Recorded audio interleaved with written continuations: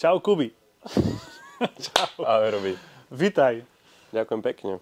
Kubiho som trénoval, keď bol ešte mládežník v kategórii U14, U13. U13. Niečo také v Dukle Banská Bystrica. Práve sa nachádzame v Banskej Bystrici. Sme si povedali, že spravíme s Kubim nejaký taký menší rozhovor. Tak vítaj. Ďakujem pekne. No už je to 10 rokov, nie? Viac menej 2014, no. 10, no, možno 11 už. 2013 to mohlo byť, no. A Kubi teraz hraje za Spartu, Sparta Praha. Ťa draftovali z Banskej Bystrice. Tak povedz svoje nejaké začiatky, ako si začal, lebo ja si ťa pamätám ako veľmi talentovaného hráča už vtedy, v tých mládežníkoch. A bol si taký menšieho vzrastu, ale veľmi technicky kreatívny. A teraz hráš stopera. Ja by som vtedy typoval, že budeš hrať nejaký stred zálohy, takého tvorcu a nakoniec si stoper. Ako je to možné? Tak to bolo. Kedy som začínal? Keď som mal 5 rokov, v podstate o rok staršími.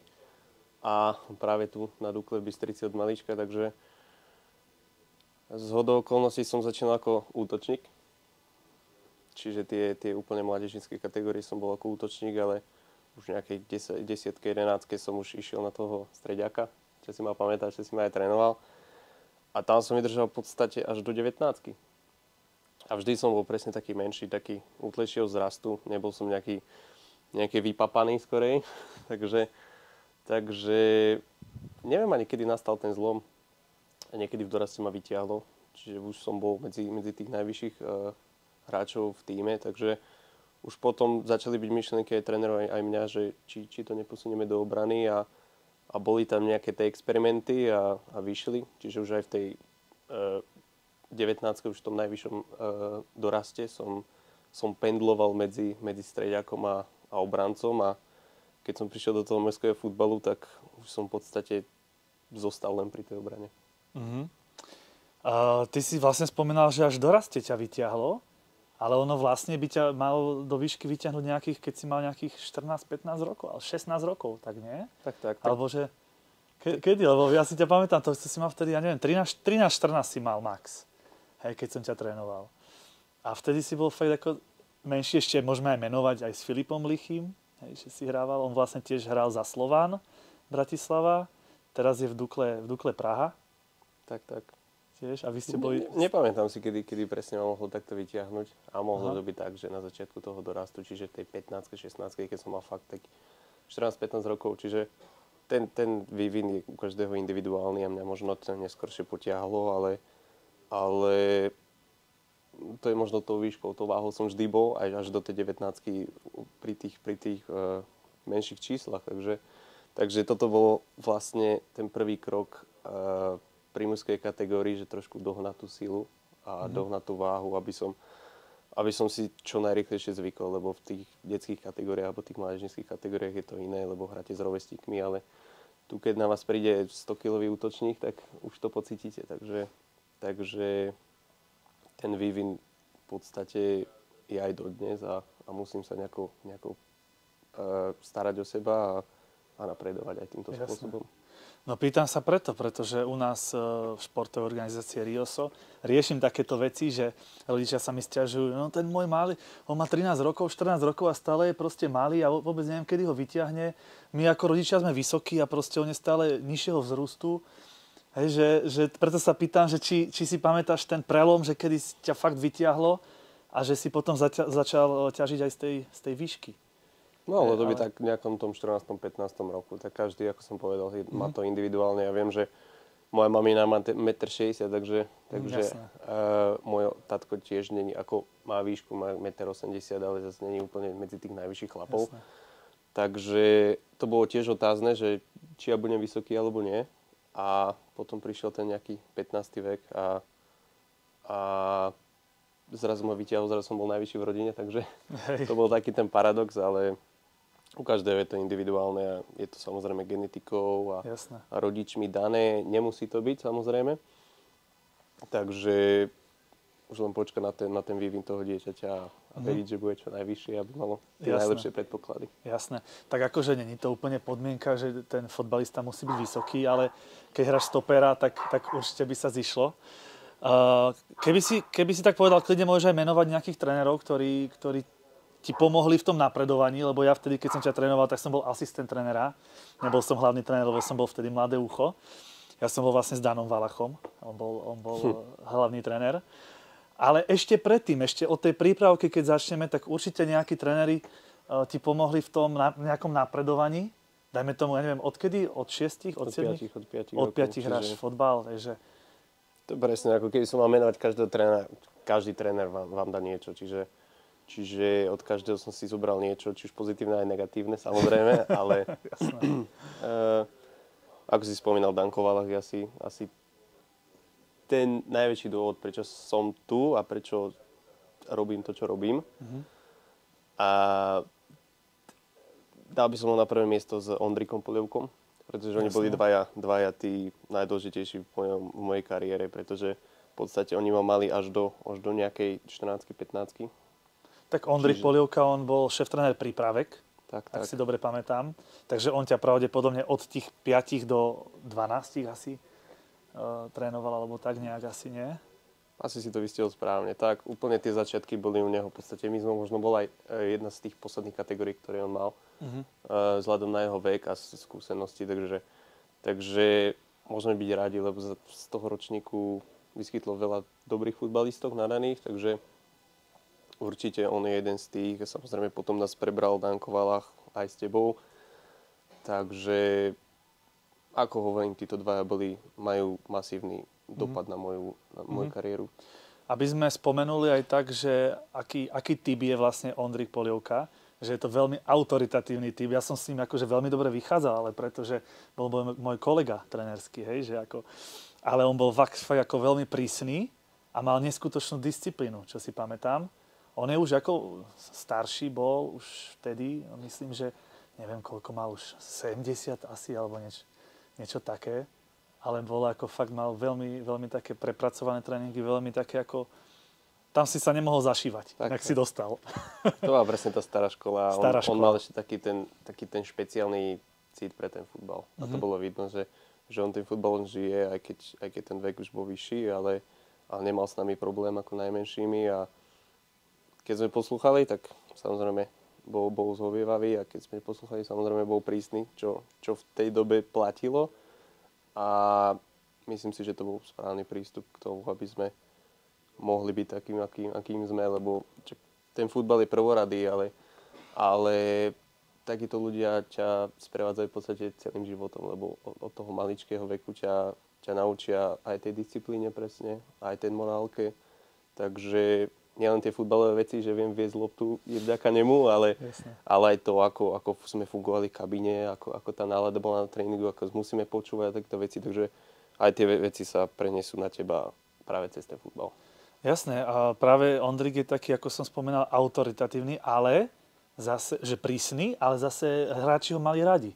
Hej, deti ho mali radi. To je si myslím, že taká dobrá kombinácia, že aj keď je prísny ten tréner, má autoritu, ale aj tak tie deti ho majú proste radi a rešpektujú ho. Že radi chodia na tie tréningy a tak si ho vlastne pamätám aj ja. Takže tak to ako je hovoríš, no. super. To je, myslím, že plus každého trénera. Samozrejme, tie generácie už teraz sa trošku obmeňujú.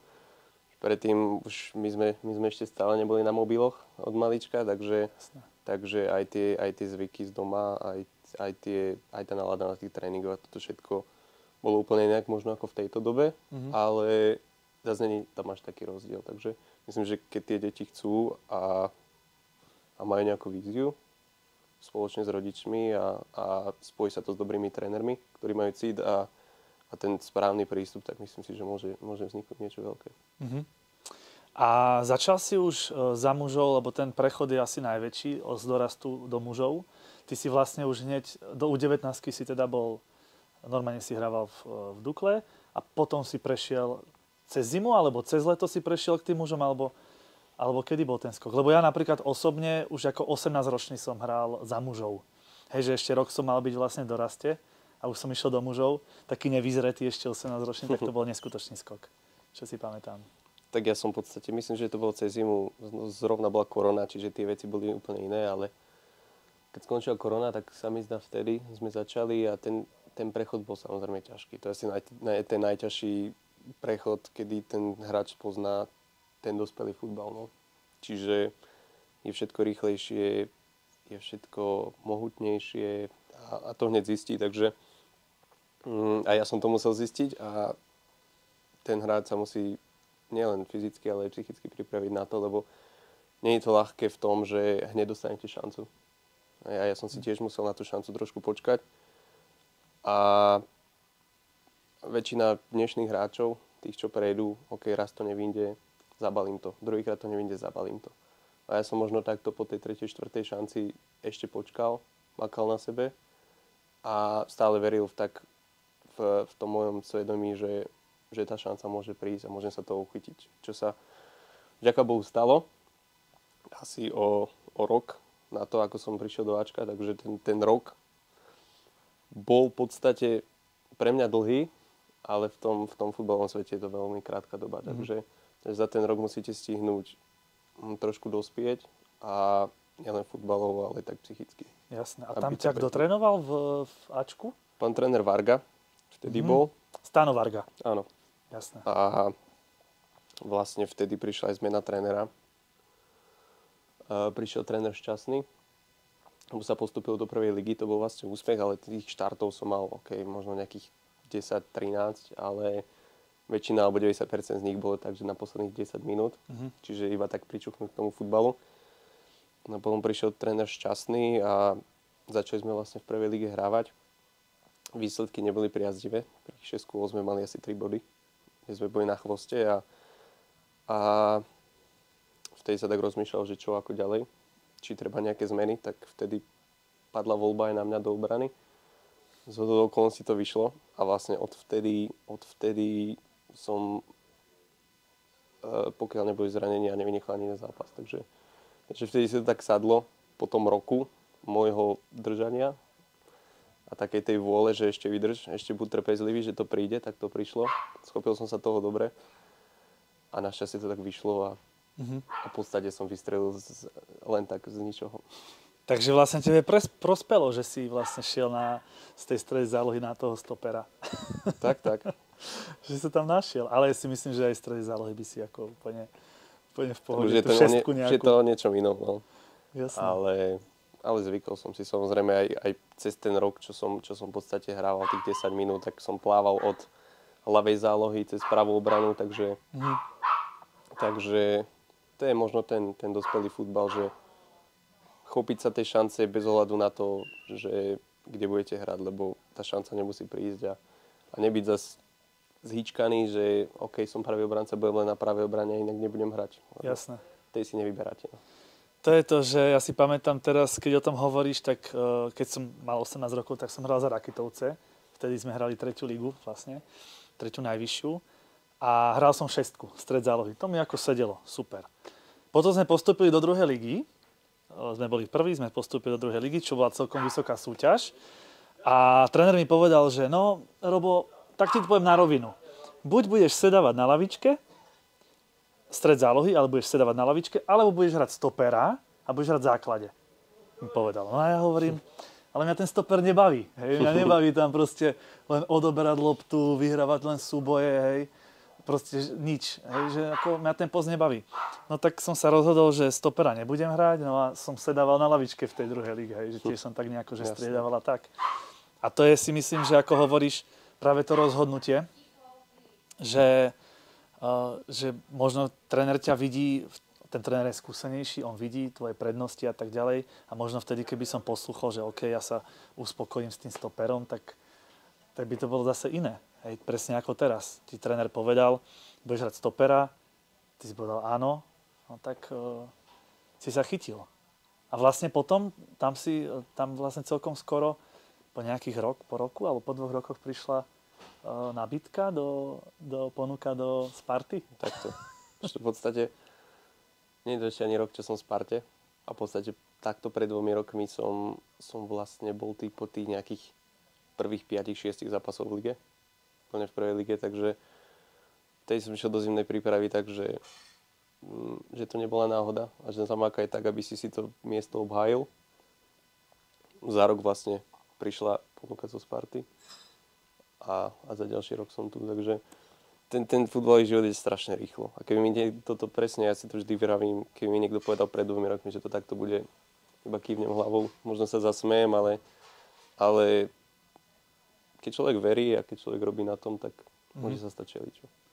Ty si určite, keď ešte do toho tvojho mladí zaspomíname, určite si zažil aj spoluhráčov, ktorí boli o mnoho viac talentovaní ako ty, alebo Fiťo, Lichy a tak ďalej, ktorí sa vlastne chytili v tom vrcholnom fotbale, boli mnoho talentovanejší, ale už dajme tomu nehrajú fotbal, hej, že proste niečo sa tam stalo, pretože ja za svoju trénerskú kariéru som zažil x takýchto prípadov, takže nikdy sa nedá povedať, že vidím 12-ročného talenta, enormného talenta a povedať, že tak toto bude profesionálny fotbalista. Hej.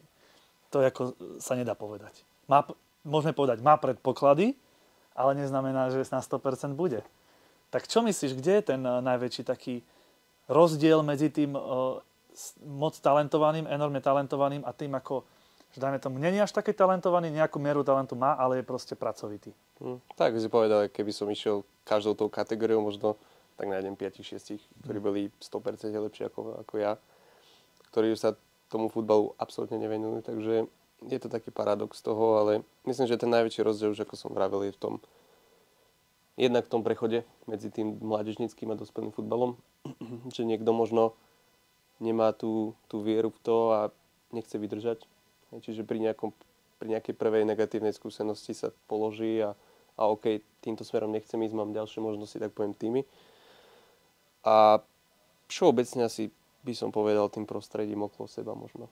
Samozrejme niekoho zlákajú iné chodničky, to je normálne, však každý sa nejak vyvíja a každý sa nejak chce zabaviť, keďže dnešná doba jaká je. A čiže to prostredie je možno to nastavenie v tej hlave. Lebo niekto to berie ako koníček a taký voľný čas, niekto sa vidí v Reále Madrid a ja nechcem preto robiť absolútne nič. A niektorí fakt idú pomaličky postupne a pracujú a veria si, že raz to môže výjsť a potom sa to ukáže tým časom. Ja si ťa pamätám ako veľmi pracovitého hráča. Vždycky, keď som tu išiel do Bystrice, lebo 10 rokov som už v Prahe, idem na plaváreň, tak ty tam na plavárni si tam plávaješ, si tam regeneruješ a tak. Že si vždycky taký poctivý, tak určite aj to je vlastne starať sa o svoje telo, dobre regenerovať. Keď máš voľný čas, ísť do toho fitka, ísť si zabehať, držať stravu, lebo ty máš figuru ako 10 z 10 fotbalovú. Takže určite aj toto samozrejme tomu prispieje.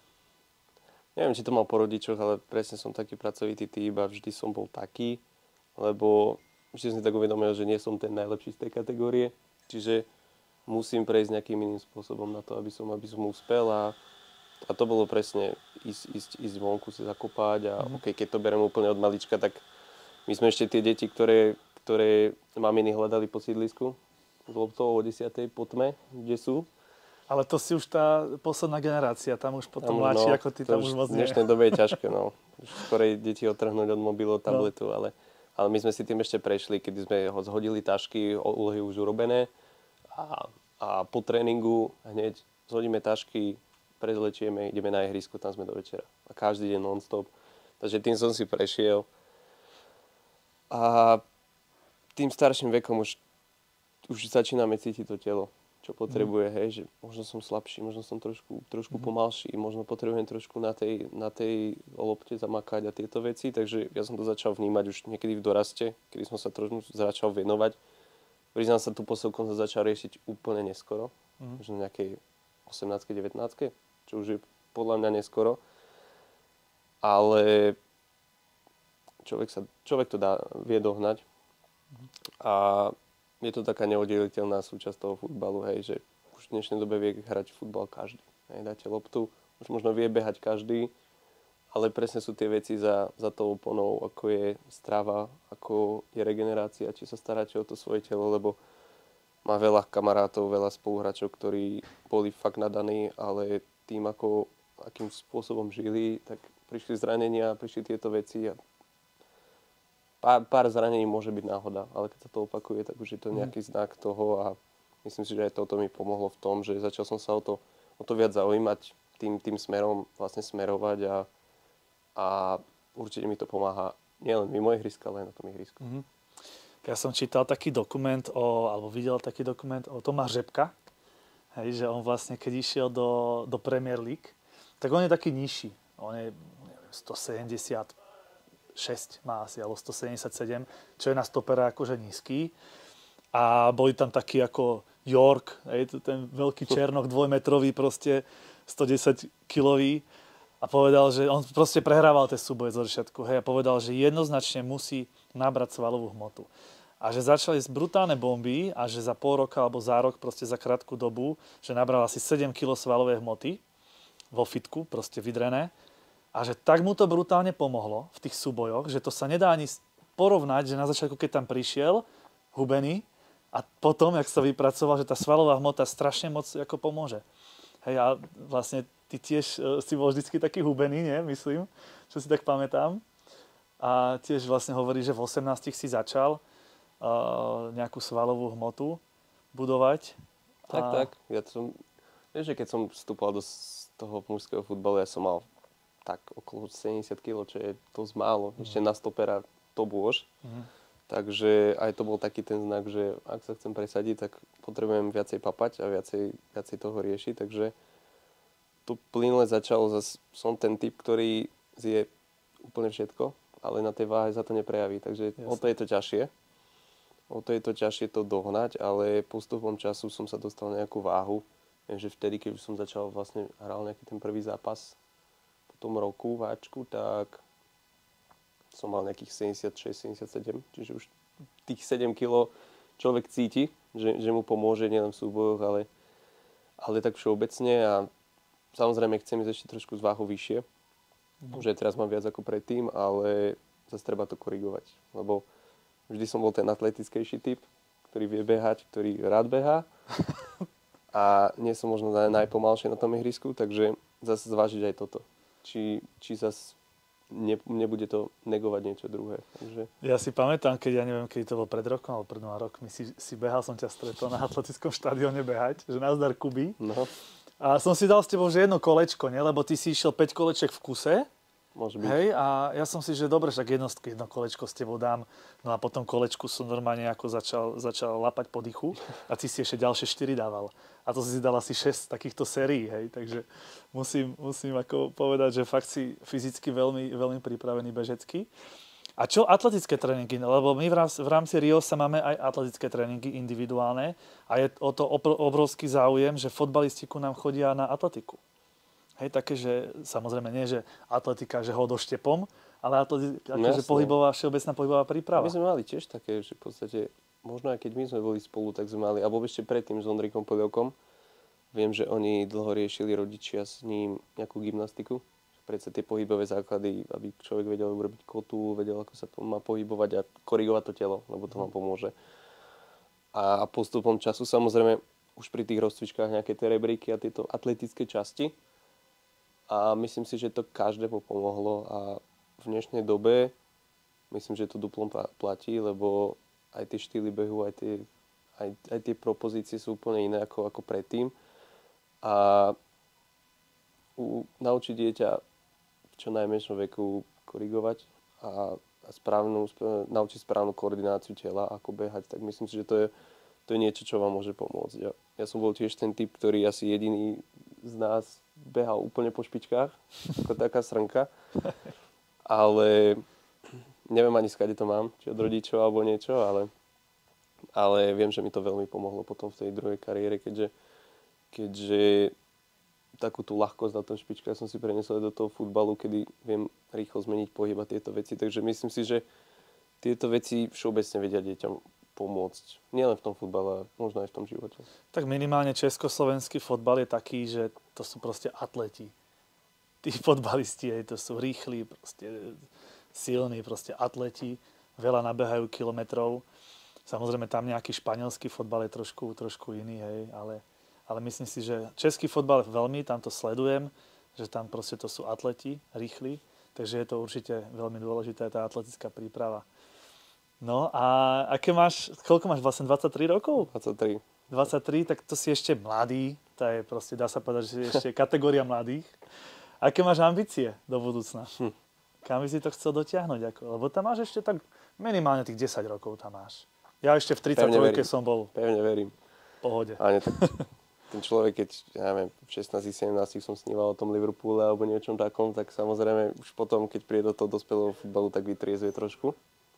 Treba mať trošku reálnejšie ambície a samozrejme som v tej Sparte, čiže tá priorita je presadiť sa tam. A vedel by som si predstaviť, že by som tam strávil možno celú kariéru, ale určite by som sa nebránil aj tomu, keby to bola prestupná stanica niekde vyššie. Takže snívať ešte môžeme, pracovať na tom tiež môžeme. Ešte ten čas je, aj keď už v dnešnej dobe 23 je už taký prelomový vek, ale pevne verím, že tým môjim prístupom a tou mojou trpezlivosťou mám možno tých 10 rokov k tomu, aby som možno niečo dosiahol a niekde sa posunul. A tvoja nejaká vysnená krajina, keď tak zaspomínaš? Ja som vždy bol Anglicko. Hej. Presne ten Liverpool od malička, aj keď ten štýl v anglickej ligy sa totálne zmenil. Viem, že vždy to bolo vtedy o súbojoch a ten taký drsnejší futbal a už aj v dnešnej dobe, keď vidíme Brighton a takéto týmy, tak sú to strašne kombinačné týmy, takže už aj ten futbal sa pohol iným smerom. Ale určite Taliansko, Španielsko, Nemecko, Anglicko, to je, myslím si, že pre každého futbalista, či už keď začína, alebo keď je takto v tom už zrelšom veku, tak niečo, kde by sa chcel posunúť. Mm-hmm. Vlastne, keď ten Liverpool spomínaš, tak Martin škrtel asi niečo na ten štýl vtedy ešte, keď tam hral. Áno. Taký on hral jednoducho, vyhrával všetky súboje a proste hral za Liverpool, takže to je. To bol tiež jeden z tých hráčov, ktorých som obdivoval, na ktorých som vyrastal v podstate. A keď si pamätám, aj keď som nebol vtedy úplne ten rodený stoper, ale však vždy hrali v reprezentácii spolu s Ďuricom, čiže Jan Ďurica a Martin Škrtel, to sú niektorí z tých idolov, na ktorých som vyrastal a ktorých som sledoval vždy. No, s Jankom Ďuricom som tiež robil taký mini rozhovor, lebo to je môj kamoš, my sme sa stretli v Prahe na nejakej akcii a tiež mi hovoril nejaké príhody a tak, že ako začínal, tak veľmi zaujímavé. Ja som videl pár tvojich zápasov, aj v telke, samozrejme v Čechách sledujem občas. A mne strašne pripomínaš štýlom hry Škriňara. On hrá taký, že tiež je súbojový, vyhrá, rýchly je, ale má aj rozohrávku, že má tú kreativitu. Hej, že on ti neodkopne loptu. Hej, on radšej ide do toho trošku nejakého rizika, ale ty tiež. Ja si myslím, že ako si hrával celý život, dá sa povedať v mládežníkoch, stred zálohy, tak proste vieš do tej kombinácie ísť, vidíš to, máš tú kreativitu, dával si ten finálne prihrávky, ja si to pamätám, tak si myslím, že aj toto ti pomohlo dosť, určite. Že v tom stoperovi vlastne to využiješ, tú svoju kreativitu určite. A techniku hlavne. Lebo keď si v strede zálohy, potrebuješ mať techniku. No jasné. Ja si pamätám, tak v podstate ešte všeobecne tá šestka. Nebol som úplne ten najtechnickejší, ale presne takú tú čiernu robotu som vždy robil a vždy ma to aj bavilo. Aj vyhrať ten súboj, či už hlavičkovi, či už na zemi a posunúť tú loptu. Čiže všeobecne ako ten strediak musíte mať rozhľad o celom ihrisku. Čo je vpravo, čo je vľavo, čo je vzadu, takže to mi určite pomohlo a keď som teraz o tú línu nižšie, tak mám to všetko pred sebou. A tá skúsenosť na tej šeske alebo na tom strede, tak to mi pomohlo a pomáha mi to doteraz, kedy vidím tých viac možností, možno ako keby som začínal čisto ako stoper a mal som pozerať iba jedným smerom. Jasné. OK, a čo by si tak doporučil mladým športovcom, lebo budú nás aj pozerať mladí športovci aj rodičia, čo by si doporučil, aby robili, aby dosiahli to, čo chcú, aby sa dostali tam, kde si ty, dajme tomu, a možno aj vyššie? Snívať v prvom rade. To musí mať človek cieľ a ambíciu. Bez toho sa to asi nepohne, lebo musíte mať niečo pred sebou, čo chcete dohnať. A makať. Hej. Neprestreliť to, musíte nájsť takúto rovnováhu medzi tým športom a medzi tým oddychom. Presne možno ako ja som hľadal, kedy som chcel byť furt na tom ihrisku, ale potom prišlo obdobie, kedy som bol úplne zaťažený a to telo dávalo najavo, že nejdeme ďalej. Takže presne starať sa o to telo, hej, ísť regenerovať, začať riešiť strávu a v prvom rade, alebo v tom najdôležitejšom rade vás to musí baviť. Čiže to, čo robíte, vás musí baviť, musí mať nejakú tú hlavu a petu, aký ten zmysel a o to je tá robota krajšia a o to vám sa to skorej splní. Presne ako hovorí Marian Jelínek, významný športový mentor, psychológ, hovorí, že vnitřní nastavení toho sportovce musí byť. Presne ako hovoríš, musí ho to baviť, musí sa dostať do flow a potom samozrejme je ten človek produktívnejší aj v tom tréningu, aj v zápase a tak ďalej. Tak jo, díky Kubi za príjemný rozhovor. Ďakujem a určite ešte sa uvidíme a natočíme niečo spolu takto. Naše cesty sa v Prahe znovu spojili, takže verím, že áno. Inak na záver ešte vlastne aj Kubo Považanec mal tiež túto cestu, že z Dukly Banská Bystrica išiel do Dukly Praha, potom do Jablonca a teraz sa vrátil vlastne do Bystrice. No, takže, ale ty si myslím, že to potiahneš ešte niekde vyššie, ďalej. Uvidíme. Budeme ti držať palce. Ďakujem krásne. Drž sa. Čus.